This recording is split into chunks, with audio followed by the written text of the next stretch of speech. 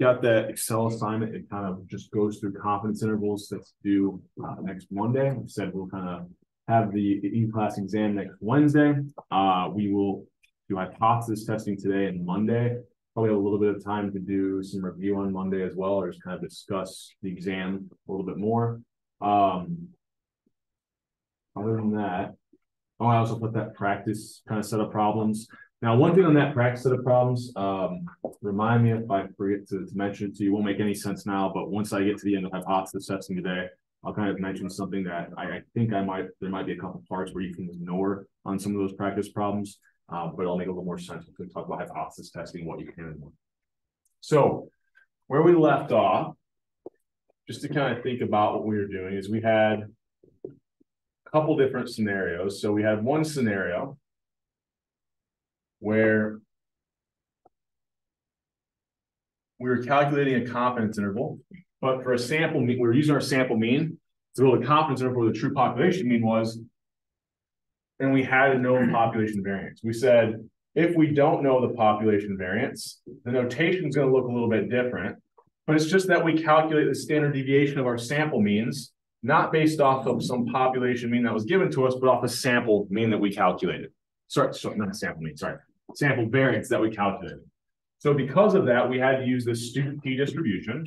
And then the other type of confidence interval we could use the standard normal for as well, which was for sample proportions, because we said sample proportions were just kind of this unique case of the sample mean. Okay, so that was the three kind of confidence interval equations we had. Kind of three types of kind of problems we could address. Right? Same thing is going to be true for hypothesis testing, right? So we're going to be calculating something called a test statistic today. We're probably going to get through these types of examples and a couple maybe of proportions. And then Monday we'll finish up and see it's the same steps for hypothesis testing, but it's going to be a little bit different when we only have the sample variance because we're going to have to use that student t-distribution again. All right? So we'll get more practice Monday on looking at that student t-table. Today, we're probably just going to stick to kind of these two examples for hypothesis testing. Okay. So what we're doing with hypothesis testing is we want to know where this true population mean or true population proportion is. But all we can see is what we saw from our sample. So with confidence intervals, we're trying to give a range of values to say, well, these are the ones that could be the population mean or population proportion. With hypothesis testing, we're going to be ruling out certain values. Okay. So we're going to develop this thing we call the null and alternative hypothesis. So a couple different ways of thinking about this, but we actually get to the word problems here today. You can think about that alternative hypothesis, which I'll use H subscript A to represent, right? The alternative hypothesis. And then the null hypothesis, null kind of being 0. So whatever I want to test for, or whatever I'm trying to, I think what this says, whatever I'm trying to find, or prove to be true, that's what's going to be my alternative hypothesis. I'm then going to stack the deck against myself and assume the opposite is true. So this null hypothesis will be, let's skip ahead a little bit. No, I want to go here. All right. This null hypothesis will be kind of the assumed true state of nature. This is what we're assuming is true. Because what we wanted to try to find was this alternative hypothesis. Right? So these two things should be complements of each other. Right? So the contradiction of whatever I assume, it's just everything other than what I assume. So it might look something like, I'm going to assume that the true average income is $50,000 US. Right? That's my null hypothesis. The alternative hypothesis would be that the average income is not equal to, right? Any other value, right? The complement of that. Something we'll see later. Maybe I want to assume that the average income is greater than or equal to 50,000. Well, then the alternative would just be that it's less than 50,000. Right? So it shouldn't be too bad there. So once we have this null alternative, maybe I'm assuming that population income, right, the true population mean is 50,000. So if that was the case, what value should my sample means be normally distributed around? Well, we said they should be normally distributed around whatever that true population mean is. But here, we're just going to assume that it's equal to a certain value. So kind of using this mean or this mu, right, to represent that, we'll use a subscript 0 to know this isn't the true population mean, it's just what we're assuming it is. Okay? So if what we assume to be true was in fact true, our sample mean should be normally distributed around that. So, maybe then we could think about, okay, let's say that, I don't know, the standard deviation of our sample means here, just for the sake of it was 2,000, just to kind of have some numbers to think around or think about. If I took a sample, right, and I saw a sample mean of, I don't know, 49,000. Well, given what I know about the distribution of my sample means, that value is not very many standard deviations, like half a standard deviation away from that assumed true value. So if the true mean was 50,000, it's very possible that from one sample, I could see 49,000. I could take another sample and maybe it's a little bit further away. So maybe it's like, I don't know, $5,100 and $500. Well, still, that's not very many standard, it's not even a full standard deviation away from that assumed true value. So yeah, this really could be the true population mean, even though I saw this from my sample. So sometimes we're not going to have sufficient enough evidence to be able to say that, yeah, our sample mean does vary from this value, but not enough. Now, sometimes we're going to see something like, I don't know why I wrote a K here, I wrote it out with the count, right? 60,000 as my sample mean. Well, if I saw 60,000 as my sample mean, how many standard deviations away would that be? I think I said the standard deviation was 2,000. So it's like 5 standard deviations. That's pretty far away, right? In fact, it's so far away that the probability of seeing this value or anything further from what I assume to be true starts to get really, really, really low. Well, if the probability here, being 6 standard deviations away, the table only goes to 4, that probability is almost 0.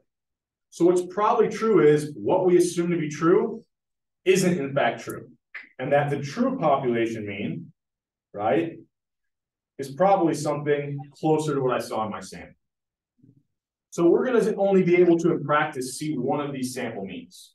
Based off of it, we'll either have evidence that's inconsistent with what we assume to be true, but not inconsistent enough, or we see evidence that's really inconsistent with what we assume to be true, and we'll reject what we assume to be true, or reject that null hypothesis.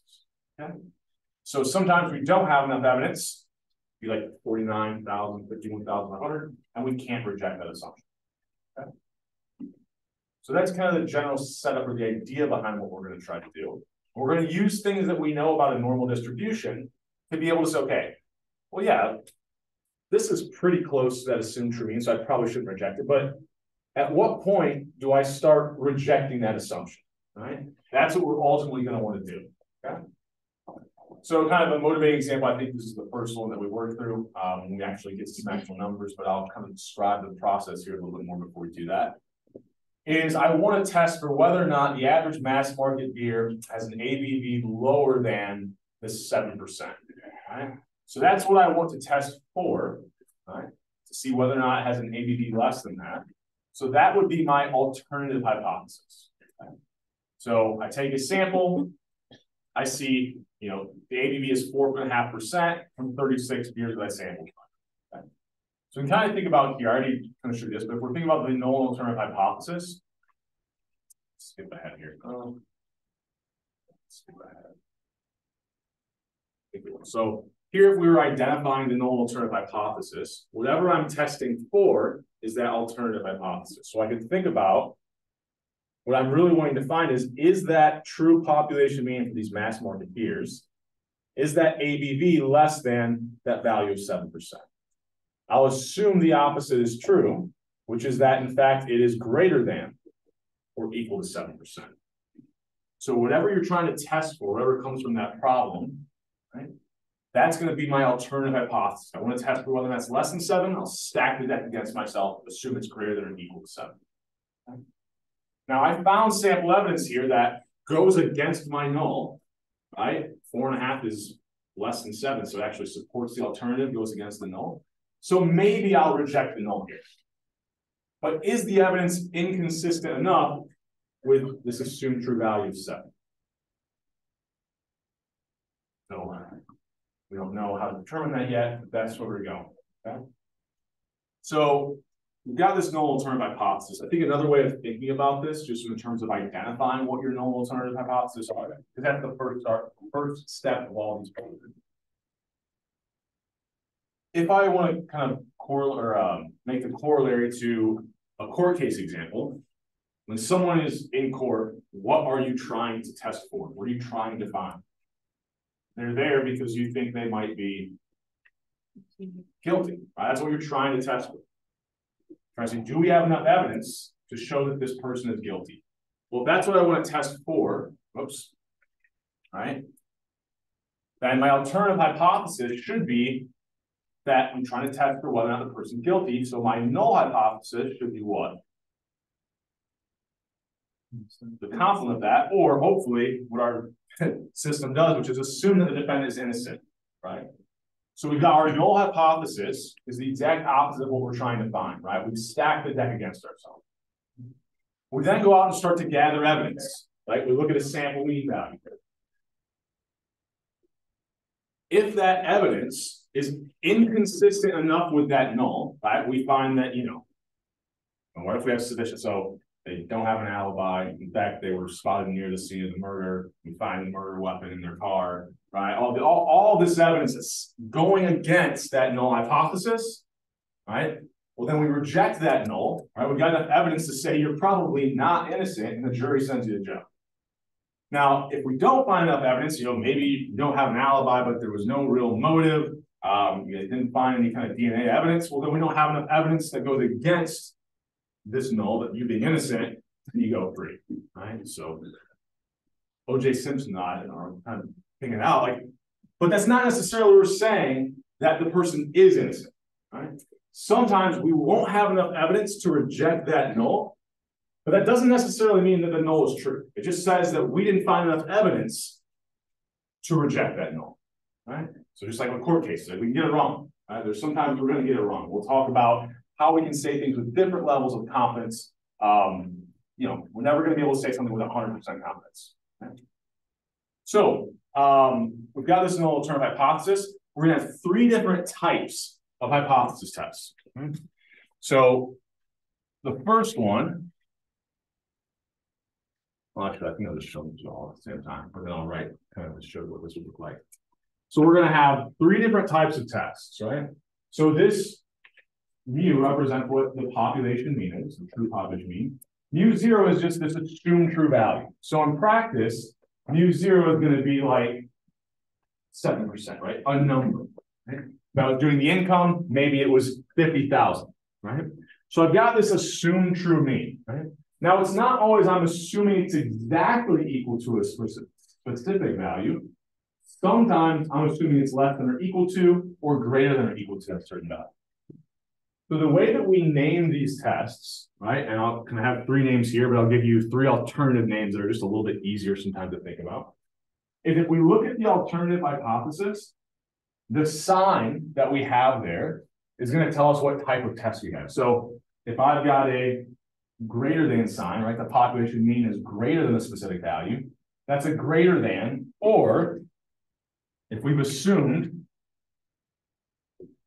this true value, mu subscript 0. So I'm saying, I'm assuming that it's less than or equal to whatever this is, 50,000, some number. The alternative is that it's greater than that. So only evidence that's greater than that assumption, or only evidence on the right side of that distribution, could go against the null and result in me rejecting it. So anytime you see this greater than sign in the alternative hypothesis, that's a greater than or a right tail test. Only evidence on the right could go against that null. Well, for a left tail test, it's the exact opposite, right? I've assumed that the value is greater than or equal to some number, 50,000. The alternative is that it's less than that. So the only evidence that goes against the null or supports the alternative would be what's less than that assumed true value, or on the left side of that distribution. So greater than and less than tests, other words I sometimes will use is right and left tail tests, right? Just kind of think it makes it easier if you're drawing these visuals out as you're working through these problems. Right and left tailed might make a little more sense than greater than or less than. But the way we identify the type of test is from this alternative hypothesis sign. So we'll call these one-sided tests because only evidence on one side would go against the null, right? In this first case, in the greater than test, only evidence that's above this assumed true value would go against the null. For a left tail test, only evidence that's below that assumed true value would go against the null. But for this final one, where we have a not equal to sign, right? So this is something like, I assume income is 50,000. The alternative is that it's any other value. Well, here we'll call this a two-sided, a not equal to, or a two-sided test, because evidence on either side of that assumed true value now goes against the null. So you can kind of imagine these two-tailed tests, it's a little bit harder to reject the null, right? Because now I've got evidence on either side could go against it. And we'll kind of see how this plays out as we start kind of working through these problems. Excuse me.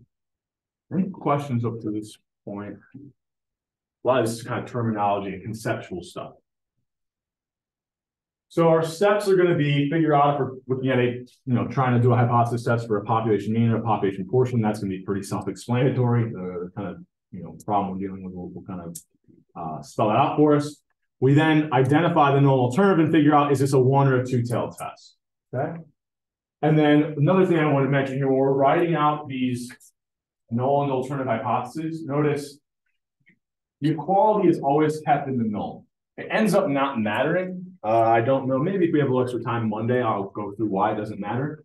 But for now, we don't necessarily need to know why. So if it's easier, just think about, we're always including that equality in the null hypothesis. That's just kind of convention.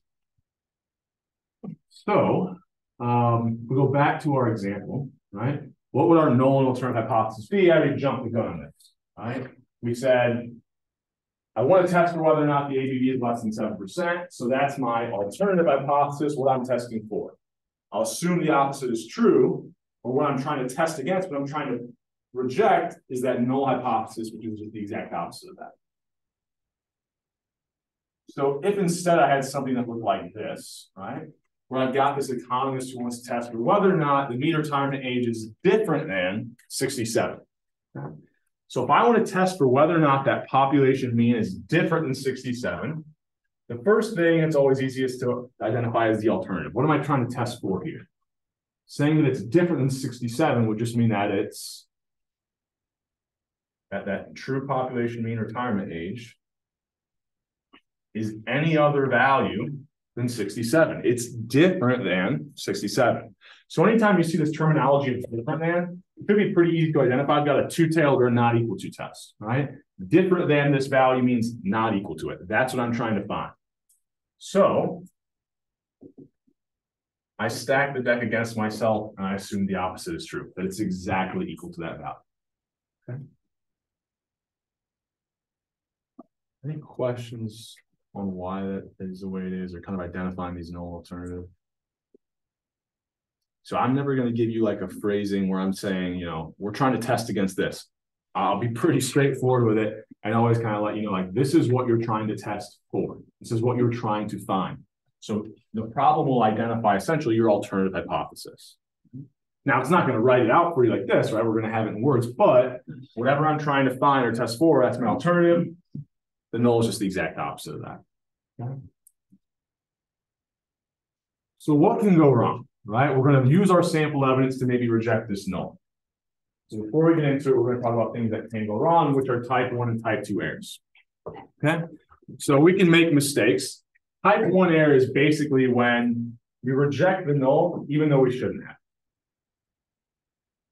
So I'll give a little bit of an insight to this. I won't spend a lot of time on type 2 errors because we're not going to really deal with it in this class. Probably do something for like the next level of statistics. But I'll just kind of mention what they are so we have a somewhat understanding. So let's assume that I saw $40,000 as my sample mean when I assumed it was in fact equal to 50,000.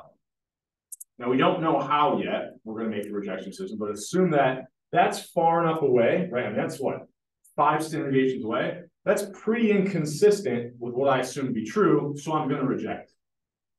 So I see this sample mean, I reject my null. Comes out, I end up getting the population data after the next census, and I figure out, actually, the true average was exactly what I assumed, 50,000. Right? And we'll just live in that world. That we somehow figure out after the fact that that was actually the true population mean. So I rejected the null, even though I shouldn't have been. right? And that's just going to happen. Like these are very unlikely values for me to see as the sample mean, but the probability is still above zero. Now, it might be 0.0001, but it still can happen. Excuse me. So sometimes we'll end up rejecting the null after we go through this process, even though we shouldn't have been. Okay, so we'll call those our type 1 errors. Type 2 errors is the exact opposite. Maybe I see 49,000 and I say, oh, I can't reject 50,000. I failed to reject the null. Then I end up getting my hands on the population data and I figure out, well, the actual population mean was 60,000. I just so happen to get, didn't even draw my tail off far enough, this really unlikely sample mean. It can happen, right? So we'll be making, sometimes we'll make type 1 errors, sometimes we'll make type 2 errors where we get the decision incorrect. Now, in practice, we don't really, it's not like we usually get our hands on the population data after the fact, but this is just going into it knowing that we could be making this error. Right? There's going to be a certain percent of the time where we make a type 1 error and a certain percent of the time we make a type 2 error. Right? So you kind of think of a different combination, right? If I fail to reject the null and it ends up being true, well, I made the right decision. If I reject it and I find out after the fact, oh yeah, in fact, it was false, I made the right decision. And then anytime I reject it, even though it was true, that's a type 1 error. And every time I fail to reject it, even though it was in fact false, right, I should have been rejecting it, that will be our type 2 error. Kind of that little 2x2 kind of helps, I guess, organize what we're thinking about with these type 1, type 2 errors.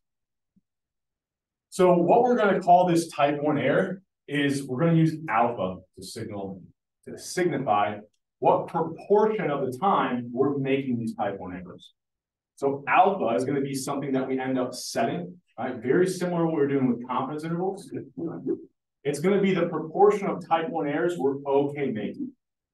Or kind of think about it as it's going to be a threshold probability where we say, look, if the probability, if I see a sample mean in this range, I know the probability of seeing that is less than whatever I set alpha to be. So maybe I set alpha to be 0.1. The proportion of type 1 errors I'm okay making is 0.1. We're being wrong 10% of the time. So 10% of the time, I'm going to do a hypothesis test with the sample mean value I see, and I'm going to be making this type 1 error. So alpha is something you set going into the problem. You're saying, look, I'm okay with making type 1 errors 0.1, 0.05, or 0.01 proportion of the time. So this is going to kind of line up to what we're doing with confidence intervals, where we can think about, okay, so if I want to do some hypothesis testing, where I can either reject the null, right? I might be able to reject the null with 90% confidence, 95, or 99. We're going to use kind of those 3 benchmark values. The corresponding alphas, it's just like what we did with confidence intervals. What percent would be outside of that confidence? 10% in decimal form, 0.1. What percent's outside of my confidence range? 5% in decimal form. And then 99% we'd have an alpha of 0.01. Okay? Any questions on that? So it's just like what we're doing with confidence intervals. So once I set this alpha, this type 1, well, yes, here's the other way I think I had, we remember type 1, type 2 errors, right? So let's say I start out assuming that someone's not pregnant. I reject that null, even though clearly I shouldn't have been, that's a type 1 error. I failed to reject the null, right? Saying, oh no, you're not pregnant, even though I should have been, that's a type 2 error, right? So kind of thinking about, we can make either one of these. We're going to be mainly concerned with type 1. So you can kind of think about, what examples might be more important for the false negative? And this one kind of gets at it pretty good.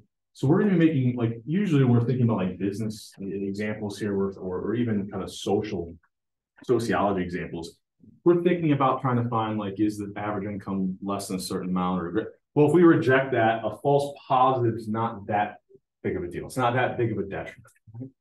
But if I start out assuming that someone doesn't have a disease, and I get a false positive. So instead of trying to test for whether they're pregnant, maybe I'm trying to test whether they have cancer. A false positive is a bad thing when it comes to not rejecting the null, because then someone walks away that has cancer and it's never, not treated, right? So there we're kind of thinking about medical fields, these false positives might become a little bit more important, right? or false negatives that you can kind of think about. I'm failing to reject that null. So if I start out assuming you don't have the disease, I fail to reject it, you don't have it, you walk away with cancer. So type 2, you probably see this focus more on like, if you took like a biostats, they would really hammer this type 2 error a lot more. Okay. But for us, we're going to focus on this type 1 error. Right? So skip down here. I said I'm not going to talk too much about type 2, but we are essentially choosing these 3 benchmark levels for alpha, right? That correspond with our 3 kind of levels of confidence. Okay. So skip type 2 error. Kind of maybe come back to that after the exam. If I have a day where we have a little extra time, we might talk a little bit more about type 2 errors. But for now, we'll think about, okay, I've got this sample evidence, and I was saying, how likely or unlikely was it that I saw the sample mean value I did based off if what I assumed to be true was in fact true. So we'll have these things called p-values. So I'm going to leave this up here, and I'm going to explain kind of what a p-value is and how we find it. So let's say I've got these sample means. We can even use, I'll kind of jump the gun a little bit. We have this assumed true population mean of 7%. We then saw sample mean of 4.5%. Right? So what we're going to do is say, okay, look, if what I assumed to be true was in fact true, how unlikely was it that I saw this as my sample mean? Forgot my column here. Well, what I can do is, I know my sample means, as long as I have a sample size over 30, should be normally distributed. So I can turn this value into something we'll call a z-statistic. Right? This is going to be the exact same process, exactly what we did when we turned sample means into z-values. But there's a reason why we call it a z-statistic now, because it's a little bit different. So before, we took the sample mean, subtract whatever that true population mean was, divided by the standard deviation of our sample means, which we knew we could write like this, right? So I could break this down to steps, right, if I wanted to, or I can do this all at once, okay? So this represented what we just called a regular z-value. The reason why we're going to call what we calculate now is a z-statistic is because the z-value tells us the number of standard deviations away we are from the population mean. Well, I don't know what the population mean is. Now I've just got some assumed true population mean. So my z-statistic is going to tell me the number of standard deviations away the sample evidence I found was from the assumed true value of that population mean. Well, how likely or unlikely was it I saw something this inconsistent with what I assumed to be true, or anything even further from that assumed true value? Well, that's just the area under the curve to the left. Once I have that z-statistic, it is a z-value. We're just calling it a z-statistic to highlight the fact that it's the number of standard deviations away from the assumed true mean, as opposed to the true population mean. I can look that z-value up in the table, find the area to the left of that, corresponding area to the left of that z-value, and that would represent my p-value, right? That would represent the probability that I saw sample evidence, or this sample mean that was as far away from what I assumed to be true, this is what I saw from my sample, or anything even further away from that assumed true value. So once again, that p-value represents the probability that I saw the sample evidence that I did that was as inconsistent with that assumed true mean, or anything even more inconsistent. Now, the reason why I'm not saying to the less than, greater than, is because we have 3 different types of tests. So this, what we would call, is our left tail test, right? Evidence on the left-hand side goes against the null. So we want to know what's the probability we see something that goes against the null this much, or anything that goes against it even more. But for a right, here we go. For a right tail test, it's going to be the exact opposite, right? Because there, only evidence on the right-hand side of that distribution would go against the null. So we'd still find it the exact same way. Right? We have some assumed true value. Let's say I flipped everything. I'll just put a number to it, but I flip everything and make it a right tail test. So now I see something like, I don't know, 9.5 is my sample mean. I turn that into a test statistic or a z-statistic, right? For a right tail test, I want to know what's the probability I saw something that was as inconsistent with the assumed true value that I saw, or anything even more inconsistent, which would then be kind of the area in that right tail. Okay. So, you know, if you draw this out, sometimes it helps us remember, like for a right tail test, once I find that test statistic, I want the area to the right. For a left tail test, once I find that Z statistic, that test statistic, I find the area to the left. Those would represent the p-value, the probability that I saw sample evidence as inconsistent with what I assume to be true, or anything even more inconsistent. Okay.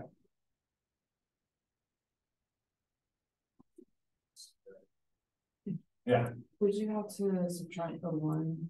Yeah, so in practice, if I had like all the numbers I needed to calculate the Z statistic, I'd look it up in the table. The table would tell me the area to the left.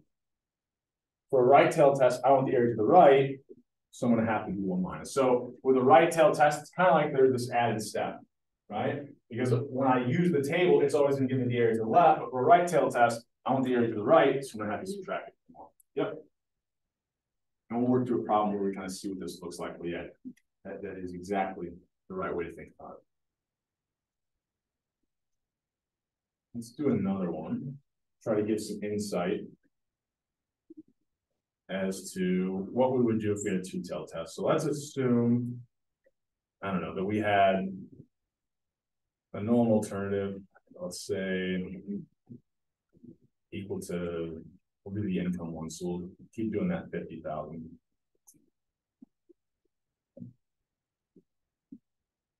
I then take a sample, and I see a sample mean of, I don't know, 55,000. So here, when I'm finding the p-value, the problem with the 2-tailed test is I'm only going to see one sample mean. So I can find the probability that I saw something as inconsistent with the null as what I saw, or anything even further away, or even more inconsistent with what I assume true value. The problem is when I'm saying something that's as inconsistent, well, now evidence on either side goes against that null. And let's say I saw 45,000. That's sample evidence that's equally as far away from that assumed true value. And I know that the probability that I saw 55,000 or anything more extreme on the right-hand side, I've only taken one sample, but it would have been equally as likely for me from that one sample to see sample evidence that was as inconsistent as what I saw, but on the opposite side. So when it comes to a 2-tailed test, we're only going to see one of these sample means. So we're going to have to find the area kind of in our tail. And then the added step is, well, I know every single value here would have been equally as likely for me to see something on the other side. And now values on the other side of the null also go against the null hypothesis. There's no kind of directional sign there in my null alternative. It's just a not equal to sign. So I'll find the area in the tail. I have one added step with the 2-tailed test to find my p-value, which is I have to multiply that area by 2.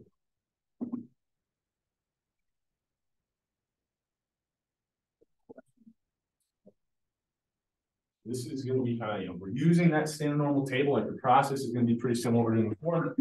Once we have that p-value, what we're going to do is say, well, look, I am finding the probability that I saw sample evidence as inconsistent with what I assume to be true, or anything even more inconsistent.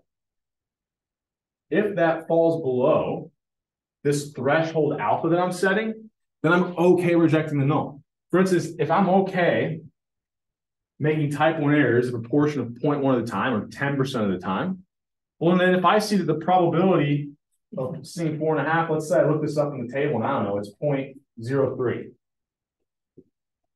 Well, basically what I'm saying with alpha is if something becomes more unlikely than this threshold I set, I'm okay rejecting it. If the probability falls below 0.1 that I saw the sample evidence I did, based off what I assumed the mean to be, then that's too unlikely. That's so unlikely, I'm okay rejecting the null. Because yes, I will be wrong. I will make a type 1 error, alpha proportion of the time, but I'm also going to be right 1 minus alpha proportion of the time, or 90% of the time in this case, right?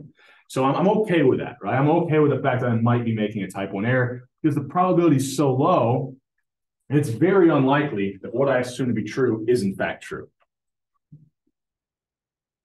So this is going to be kind of the rule of thumb for making your rejection decision. If that p-value falls below the alpha that you set, you're okay rejecting the null. If it doesn't, so let's say that, I don't know, we found the p-value was 0.15, not less than 0.1, we would just say that we failed to reject the null, right? We're not saying that the null is true. We're just saying that we didn't find enough evidence to reject it, right? We're not saying that when someone, when the jury doesn't find someone guilty, we're not necessarily saying they're for sure without a doubt innocent. We're just saying we didn't have enough evidence to show they're not innocent, or we didn't have enough evidence to be able to reject that assumed true value, okay? So this is kind of a more mathematical way of looking at it. I personally kind of thinking about,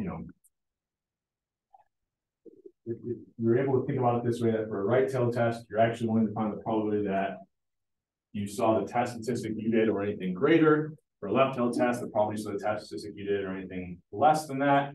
Instead of using this less than, greater than, because negatives and positives are different, just think about whatever my test statistic is, I'm trying to find the probability I saw that test statistic or anything greater in magnitude.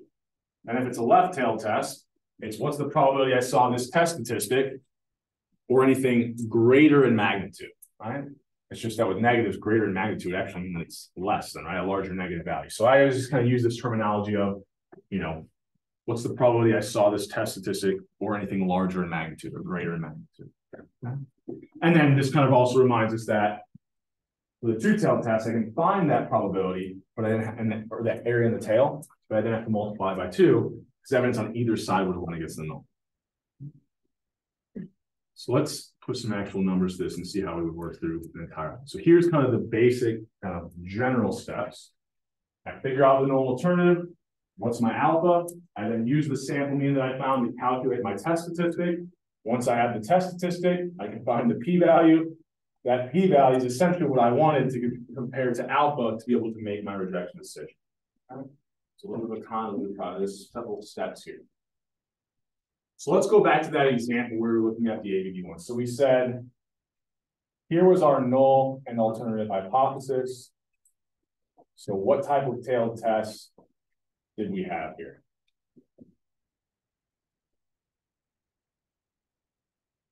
So to determine the type of test, you look at what hypothesis? The alternative hypothesis. What's the sign that I have in my alternative hypothesis? Less than, so less than or left tail test. So only evidence on the left side, goes against that null. Well, sure enough, I found evidence on that left side. So what I'm going to want to do is turn this value of 4.5 into this Z statistic, and then find the area to the left of it, right? Because that area to the left represents the probability I saw that sample evidence that was as inconsistent with what I assumed to be true, or anything even more inconsistent. So I don't know if I still have it over there. Oh yeah, I do. So I still have the equation over there for that Z statistic, that Z stat for my sample mean. So I'll take the sample mean that I found, which was 4.5%.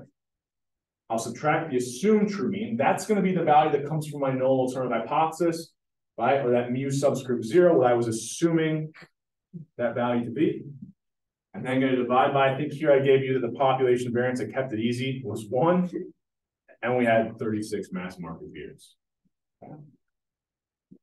So once I find this Z value, I'm going to then look it up in the table. Now, right away, I can see my Z value is going to do what? Negative, right? I found something that's a certain number of standard deviations below that assumed true value. In fact, I also have that my alpha, another thing that I need, is 0.05. Okay. So I figured out the null alternative. Oh, I also did this, so I reminded myself. I will, on the exam, always write this out as H subscript 0 and H subscript 1. Now, we don't have a homework for credit, but we're going to be doing some hypothesis testing stuff after this exam. So sometimes from the book, or sometimes if you're looking up help things, they'll kind of use H subscript 1 as the alternative hypothesis. I use A, I think, for obvious reasons. It just makes, for me, it makes a little more sense, right? H subscript A, alternative hypothesis. But you might see H subscript 1 used as well. We figured out, we kind of told what alpha is. We found our test statistic. When I plug all this in my calculator, I get -15. I don't even have to use the standard normal table. What's the area to the left of negative 15. The table stops at negative 4. The area to the left of negative 4 is like 0.0000. So if I want the area to the left of negative 15, this is just going to be approximately 0, right? Even closer to 0 there. So that is my p-value. I use the extreme one anytime you make a point. But if I have a p-value that's less than alpha, I'm okay rejecting the null. Well, if my p-value is approximately 0, it doesn't matter what alpha is. If alpha is 0.05, well, I can definitely reject there, or I can reject at the 5% significance level. So another thing that we'll start using is this terminology is we've got confidence levels.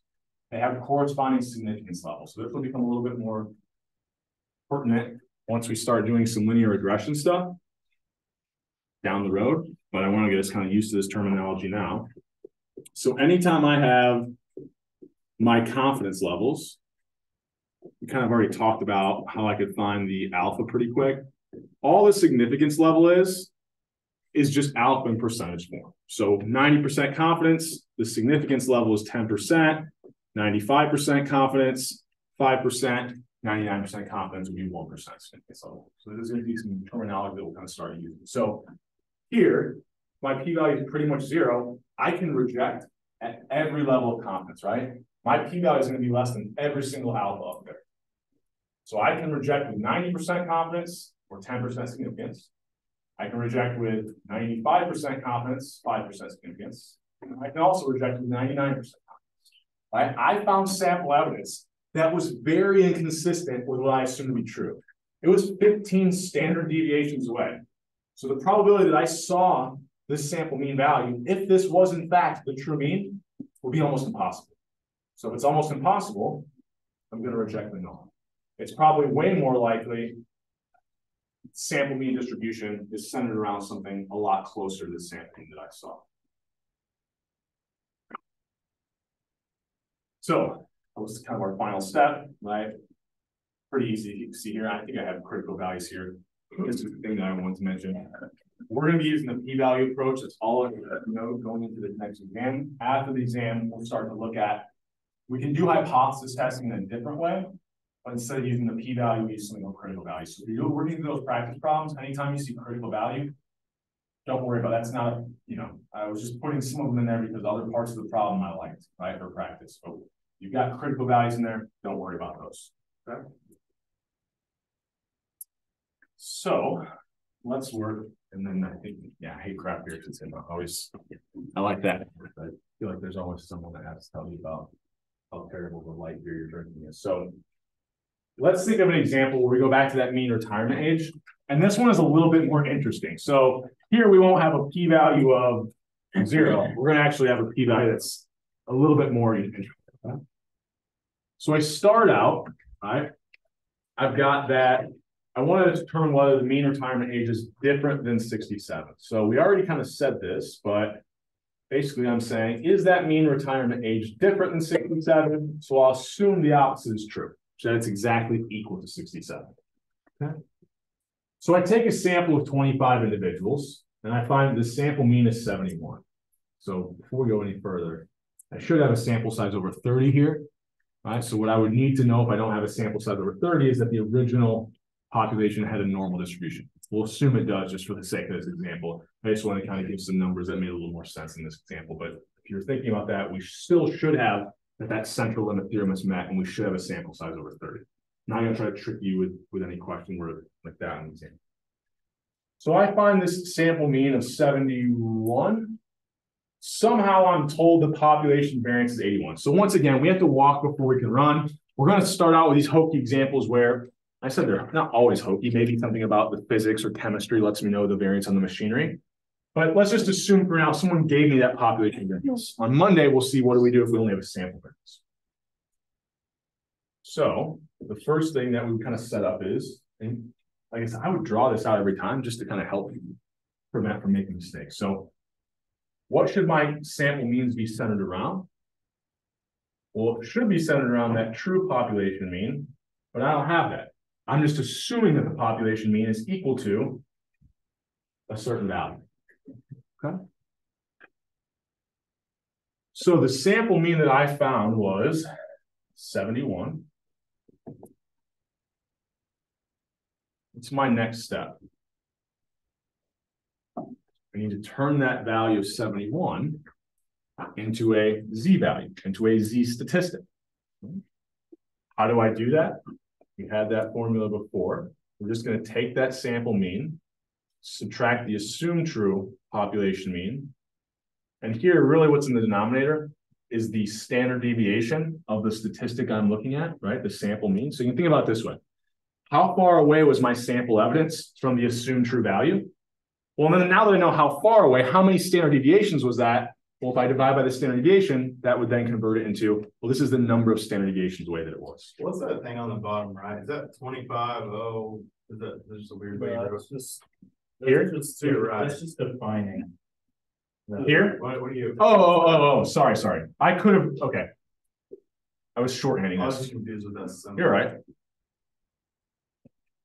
So this was sigma of x bar, so the standard deviation of my sample means, which we know is just equal to the square root of the variance that from the data I sampled from over my sample size.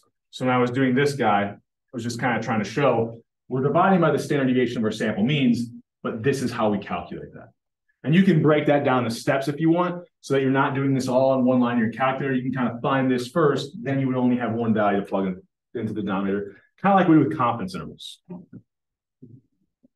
Sorry about that. If I'm ever writing it, I know my handwriting's not great. And if you have ever question over anything, just let me know. And I'm always writing from the side because I don't want to have you look at my back all the time. So, good question. Any other questions up to this point? So we're going to try to convert this sample mean of 71 into a z statistic. Now here is where, before I even calculate that z statistic, where would my p-value be? Well, the p-value is the probability I saw the sample evidence that I did, or anything even more inconsistent with that assumed true value, right? So once I turn that into a z value, I can use my standard normal table, look up this z value. Table will tell me the area to the left. I want the area to the right. So I'll then subtract that from 1. But I'm also going to have one more step here. What would be kind of the final step after I find that area in my right tail? What type of tail test do I have? Two-tailed. So it would have been equally as likely for me to see what? Something that's 4 below. So 63 or anything below that. And that's now evidence that still will go against my null.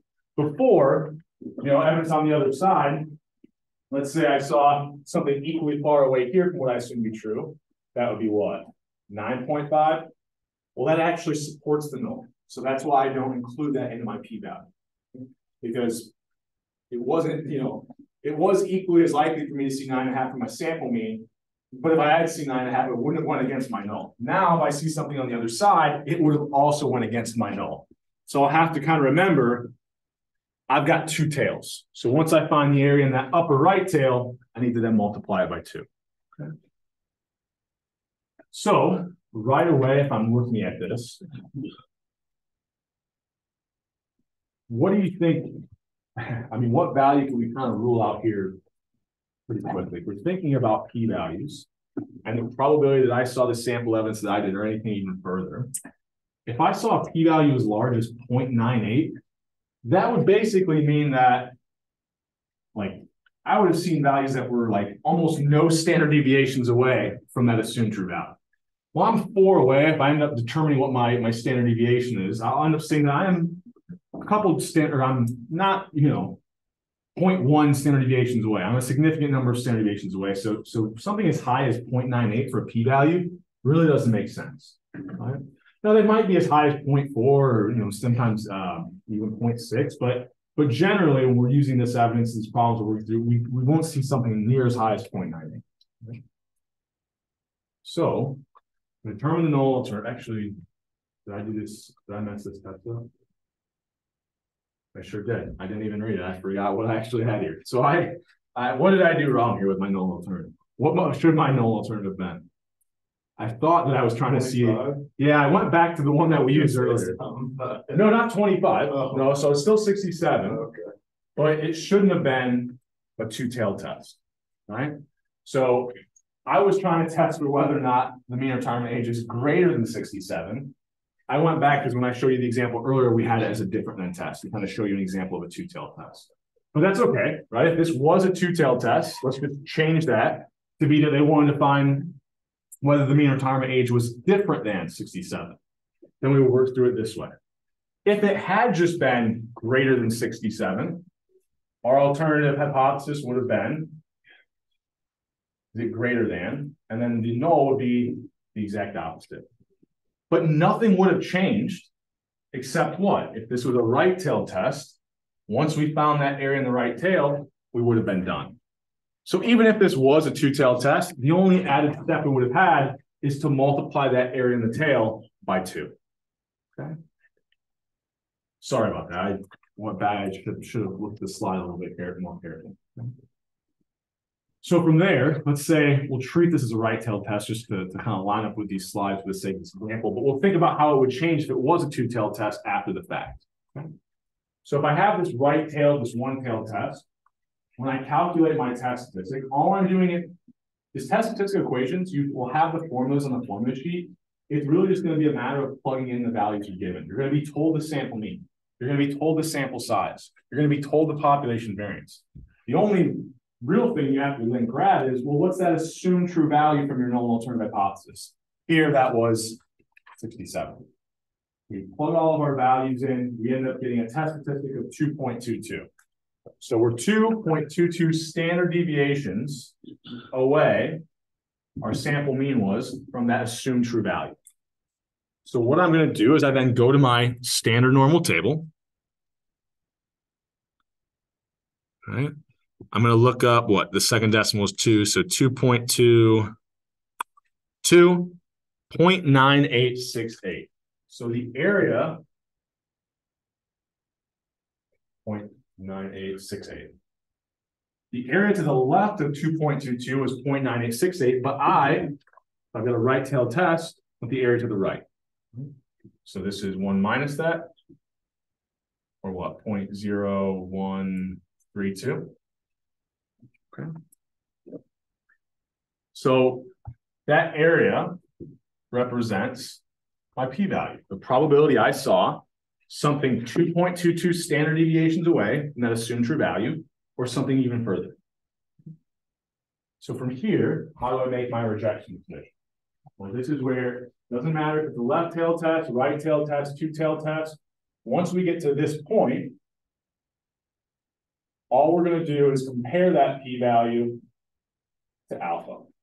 If it's less than alpha, we can reject. So I don't even have to compare this to one specific alpha. I think the problem I gave an alpha, but I can test against all 3 of our benchmark values pretty quickly. Is it less than 0.1? Is it less than 0.05? And is it less than 0.01? So is my p-value less than an alpha of 0.1? Yep. So I can reject at that 10% significance level or with 90% confidence. Is it less than 0.05? Yep. So I can reject the 5% significance level or 95% confidence. Is it less than 0.01? Close, but not quite. So I'd say I didn't find strong enough evidence to be able to reject with 1% significance, or I can't reject with 99% confidence. So 90 and 95% confidence are pretty high, right? But I couldn't say this with 99% confidence that the true mean retirement age could be less than or equal to 67. Now, if this was a two-tailed test, what's the only thing that would have changed? I said, well, once we found the area in the tail, I would have had to multiply it by 2. So if this had been a two-tailed test, I'll kind of use this to point out why it's a little bit harder to reject for a two-tailed test. So 0.0132 times 2, 0.0264.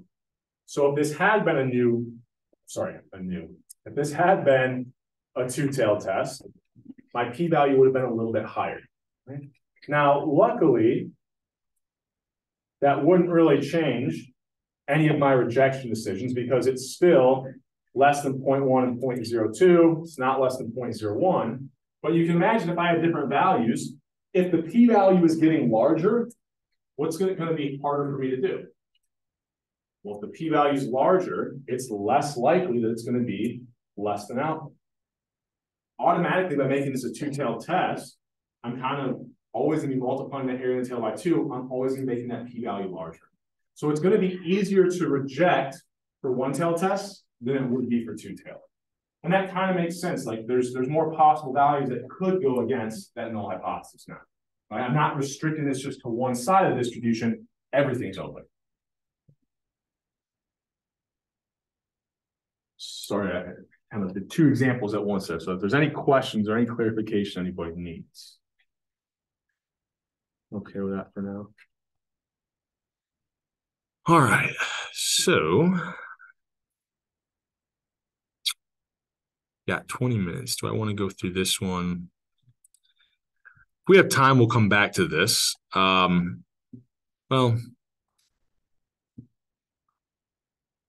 it's just a two-tailed test example, so we kind of work through one like this. That's the only reason why I don't want to go through it. So I want to give you a little bit more of an insight into the next type of problems. If we have time, we'll come back and work through this example. It's just different numbers, but we'd still be kind of doing a two-tailed test, right? Same process.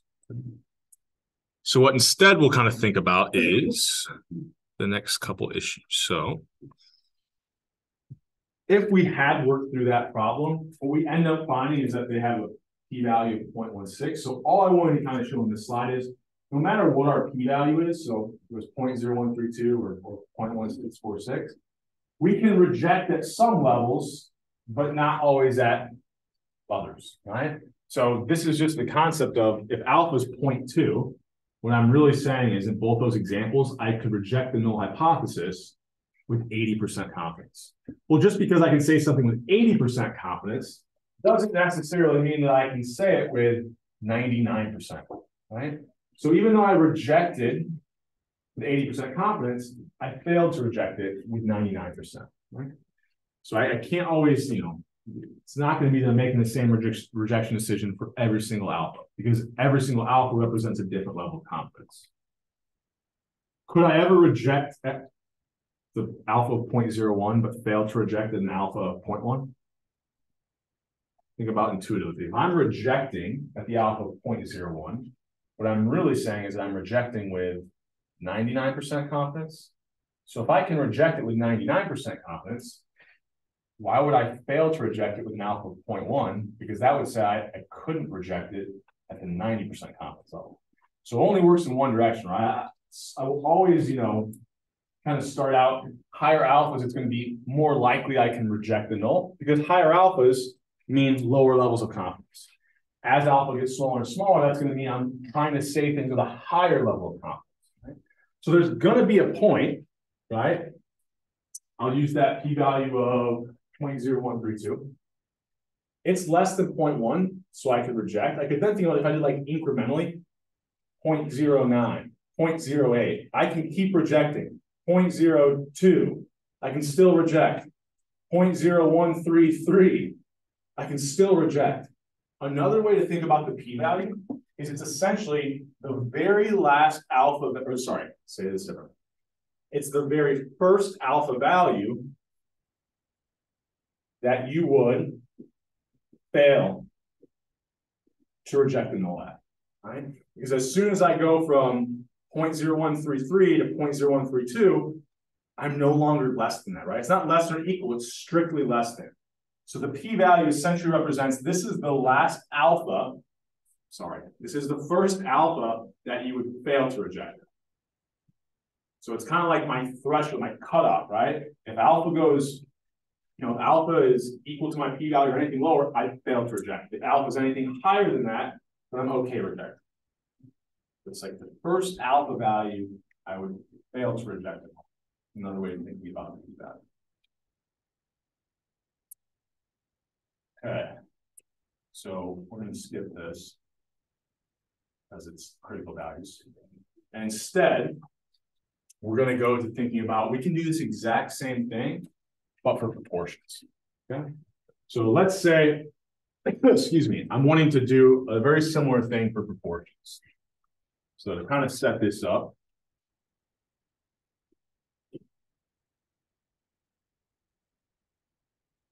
we're still going to be thinking about that whatever our sample statistic is, not a sample mean, but a sample proportion. We said the sample proportion is just a unique case of the sample mean. It's, when we're taking the mean of a 1-0 variable. Instead, what we're now going to do is assume that the true population proportion is equal to a certain value. So we'll call that P subscript 0. So here are 3 types of hypothesis tests. They're exactly the same as before. It's just we're doing it for the proportion now instead of the mean. So in practice, P subscript 0, that's just going to be some value, right? Well, we're assuming that to be equal to. We still have greater than right tail, less than left tail, and then not equal to two-tailed tests. Same 3 types of tests, same principles apply. There's only going to be one small wrinkle in the process. Everything that I just discussed applies to proportion examples. The only difference is going to be, I forgot to put my animations on here, but that's okay. So determine the null alternative hypothesis, figure out the alpha. That's what we did before. Just now when we calculate our test statistic, remember, that's going to look a little bit different for my sample proportion. I'm going to take the sample proportion value I find, subtract that true population proportion, and then divide by that standard deviation of my sample statistics. So just to compare this to what we were doing before. I'll get out of the way here in a second. We're always going to turn this into a Z statistic, take the sample statistic, sample mean or sample proportion, subtract the O. Well, I'll no longer have the population proportion. So just like when I subtracted the assumed true population mean, I'll subtract the assumed true proportion. And I forgot to put divided in here, sorry. And then I divide that difference by the standard deviation of the statistic I'm looking at. So before I was dividing by the standard deviation of my sample means. Now I'll divide by the standard deviation of my sample proportions, which I know follows this equation. And then I have one more problem. In order to determine that standard deviation of my sample, I don't have the population proportion. When we had confidence intervals, we said we had the same problem. We just used our sample proportion to estimate that.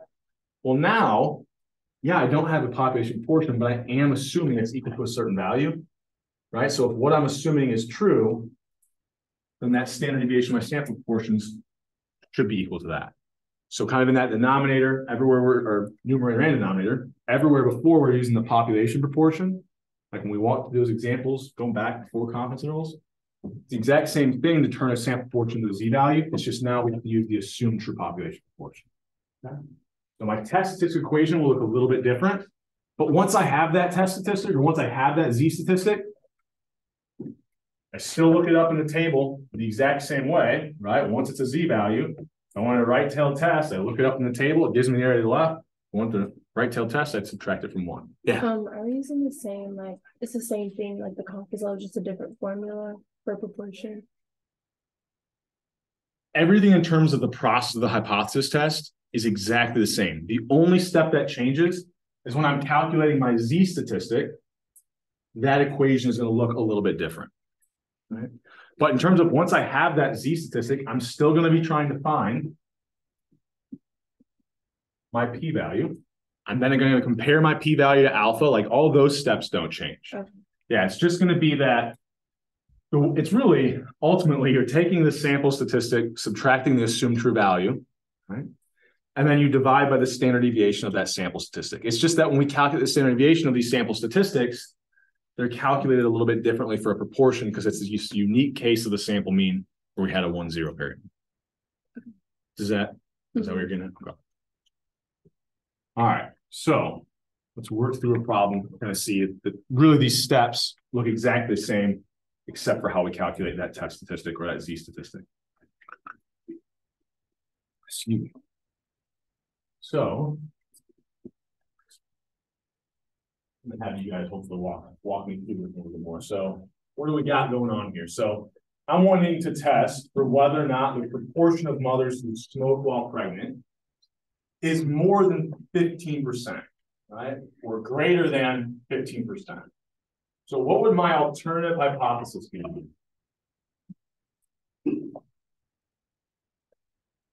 Well, I'm wanting to know something about the true population proportion. Remember, the alternative hypothesis is what I'm trying to test for. So here, what am I trying to test for? Whether or not that proportion is smoke. Yeah, the mothers that smoke, but I want to know specifically More than 15%. Yeah, I want to know whether or not more than 50% of mothers smoke. So my alternative hypothesis, that's what I'm trying to test for. That's what I'm trying to find. So is that population proportion greater than 0.15, right? We sometimes we'll be given percentages, but we can easily determine proportions by moving the decimal 2 places. So I want to know, is that population proportion greater than 0.15? So I stack the deck against myself and assume that it's less than or equal to 0.15. Okay. So just the complement, that alternative would be my null. So what I shouldn't be doing is, I shouldn't be using 0.18. So where would 0.18 come from? Well, I need to have some sample evidence here. And it's kind of hiding a little bit, but what's my sample proportion? I wasn't directly given it, but I could determine what it is. 72 over 400. Yeah, right? 72 over 400. And that's where that 0.18.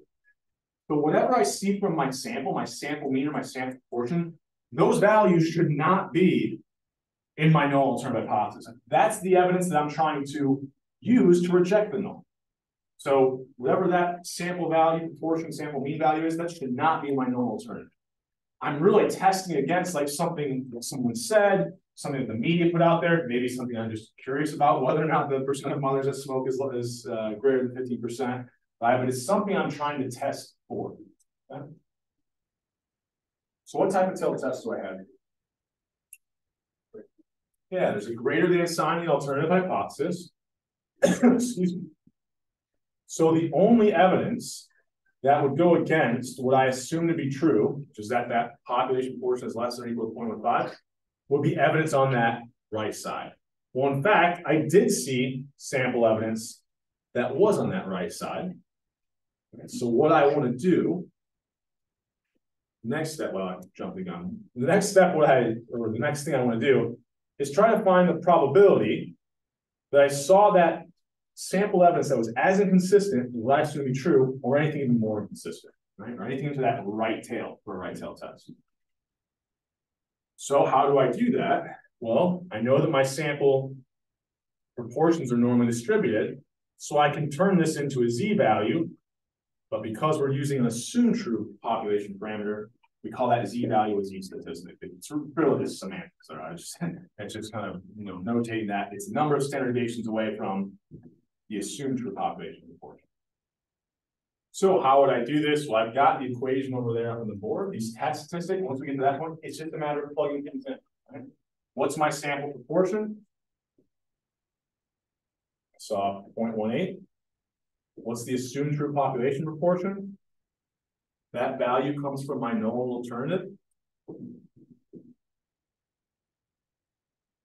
Down here in the denominator, once again, we're using that assumed true population proportion of 0.15, and then we have to divide by our sample size, which here was 400. So really at this point, it's a matter of getting those values plugged into our calculator correctly. Like I said, just with the confidence intervals, it could help to calculate that denominator first, so you just have one value to plug in. Now, first of all, which of these has to be the correct answer? C. Yeah, one. It's positive. Yeah, I saw sample evidence that was above what I assumed to be true. So it's going to be a certain number of standard deviations above that value, or a positive amount of standard deviations, right? That z-value would have to be positive. Is that clear? What are any questions on that? So 1.68. I go to my standard normal table. I'm going to look that value up. So I go here. 1.6. Now, of course, I think I can get this on. There we go. 1.68, so 0.9535. Now, what I have to remember is, wait, 9535. It's not right the way I drew that Y. Table, when I look up the Z statistic of 1.68, always tells me the area to the left. All right, that's what the Z table always tells me. So drawing these out kind of helps me maybe from preventing from making a mistake, because it's always the area to the left that I'm getting from the table. That cumulative probability. I wanted the area to the right, so I have to do 1 minus. So now, so that was my p-value. Now there's one final step, which is I can compare that p-value to some alpha threshold. Now, I don't remember if I gave you a specific alpha, but it doesn't really matter. Like in practice, you're not going to just test against one alpha usually. You're going to say, like, I can do this pretty quick to see which of these levels I can reject the null at, right? And we have benchmark values that we're always going to be using, which is 0.1, 0.05, and 0.01. So I just found a p-value of what? 0.04, is it 35 or 65? I think it was 65. Is that less than an alpha of 0.1? Yeah. So I can reject at the 10% significance level or with 90% confidence. Is it less than 0.05? Just barely, but yeah. So I can reject with 95% confidence. Is it less than 0.01? Not even close. So I cannot reject at the 99% confidence level, or I would fail to reject the null at that alpha of 0.01.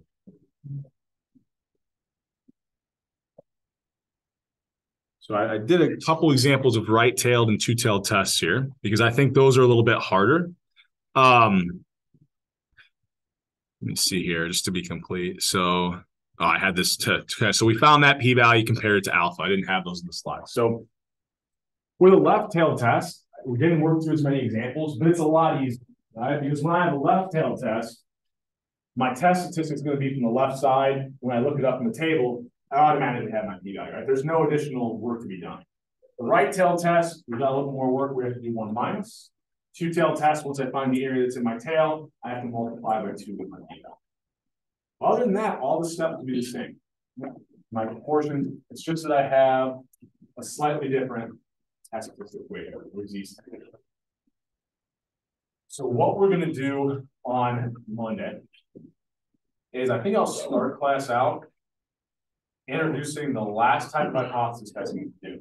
Just like with confidence intervals I started out in class with, the third type of problem we can have is a sample mean, where we only have the sample values. So there, we're going to have to look up p-values using t table, right? And instead of z statistics, we're going to be calculating t statistics. It's still a test statistic, but it's coming from the student t distribution. So we'll start out working through those, and then I'll kind of backtrack some of the ones that we skipped today. We'll just work through more hypothesis testing problems for sample proportions and sample means when we know the population. Questions before I get into them? So we'll kind of, there'll be a little bit of review after we cover the last thing. We're going to use the second half of the class to kind of do some review, mainly of hypothesis testing. But if you have questions on either one of those practice exams, we can go over anything from here to the beginning, or sorry, the end of the last exam. Okay, we're good.